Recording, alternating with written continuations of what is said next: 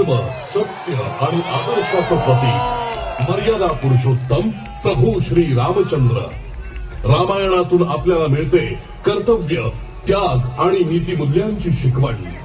पितृभक्ती, बंधुत्व आणि धर्मनिष्ठा या सर्व गुणांचा संगम म्हणजे प्रभू श्री रामचंद्र.